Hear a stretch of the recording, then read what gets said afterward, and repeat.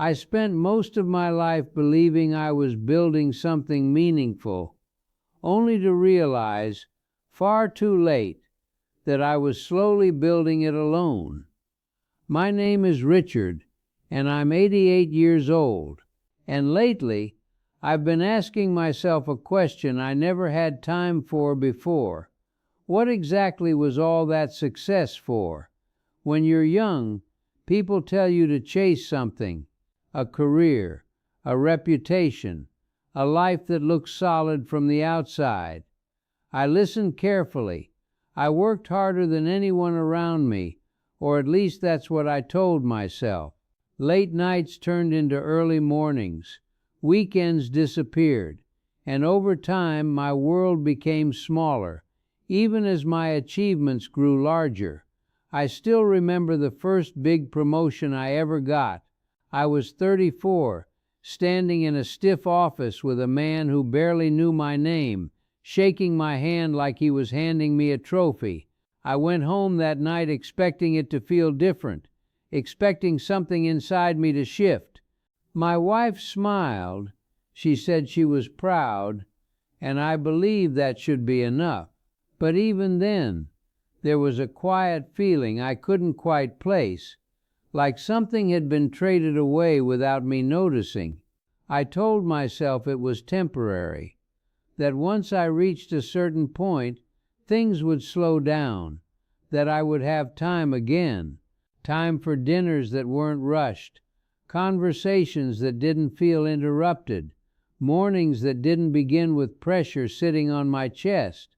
But that point kept moving. Every milestone I reached only revealed another one just beyond it, and I kept going, because stopping felt like failure. My son used to wait for me by the window when he was little. I didn't know that at the time. My wife told me years later, almost casually, as if it was just a small detail. She said he would sit there in the evenings, watching the street, asking when I'd be home. And most nights I wasn't. I convinced myself that I was doing it for them, that the long hours, the constant absence, the missed birthdays and quiet dinners were all part of being responsible, of being a provider. It sounded noble when I said it out loud, but children don't measure love in sacrifices they can't see. They measure it in presence, in moments, in whether or not you're there when they look up. There's a photograph I keep in a drawer now. It's an old one, slightly faded, edges worn from being handled too many times. My son is maybe 7 years old in it, standing in the backyard with a crooked smile, holding something he probably wanted to show me. I don't remember what it was. What stays with me is the fact that I wasn't there when that picture was taken. I was somewhere else, doing something that felt important at the time. Years passed the way they tend to when you don't stop to notice them. My career grew. My name meant something in certain rooms. People respected me, listened when I spoke, shook my hand with a little more firmness. On paper, it all looked exactly the way I had hoped it would. At home, things were quieter, not in a peaceful way, but in a way that felt like something had slowly faded, without anyone acknowledging it. My wife stopped asking when I'd be home. My son stopped waiting by the window. Conversations became shorter, more practical. We learned how to exist around each other without asking for too much. I told myself that this was normal, that this was what life looked like when you were building something lasting. But now, sitting here at 88, I can tell you something I wish someone had told me much earlier. There is a difference between building a life and postponing it. The day I retired was supposed to be a celebration. There was a small gathering, a few speeches, polite applause. People said kind things about my dedication, my discipline, my impact. I smiled, I nodded, I thanked them, and then I went home. The house felt unfamiliar in a way I hadn't expected, not because it had changed, but because I had never really been there long enough to know it. My wife moved through the rooms with a quiet independence that didn't include me anymore. My son had his own life by then, one that didn't seem to need much from me. I thought retirement would give me back what I had missed.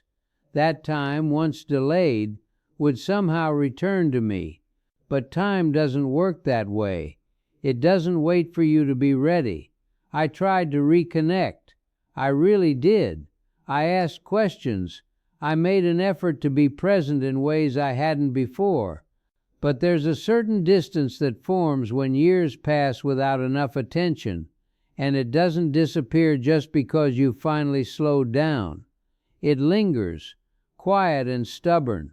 One evening, not too long ago, I sat across from my son at the dinner table. He's an older man now himself, with lines on his face that I don't remember forming. We talked about ordinary things, the kind of conversation that fills space but doesn't quite reach anything deeper. And at one point, there was a pause. I looked at him, really looked at him, and I realized how much of his life I had missed. Not in big obvious ways, but in all the small moments that add up to something real. The daily things, the ones that don't seem important until they're gone. And that's when it finally became clear to me. Success, the kind I spent my life chasing, is a strange thing. It asks for your time, your focus, your energy, and it promises something in return. Recognition, security, a sense of accomplishment, and for a while it delivers. But it doesn't tell you what it takes along the way.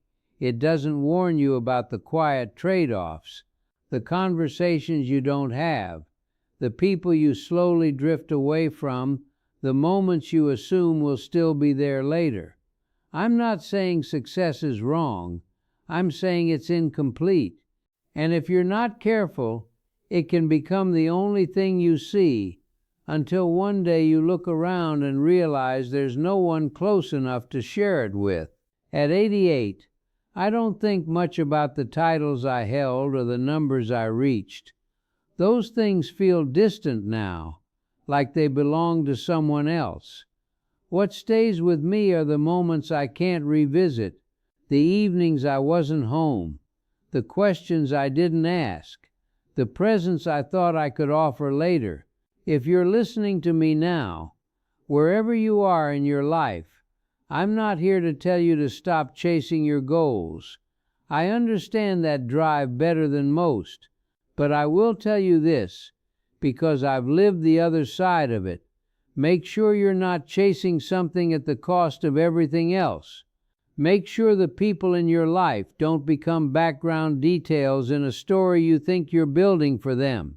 Because one day, you might reach the top of whatever mountain you've been climbing, and when you turn around, hoping to share the view, you may find that you got there alone.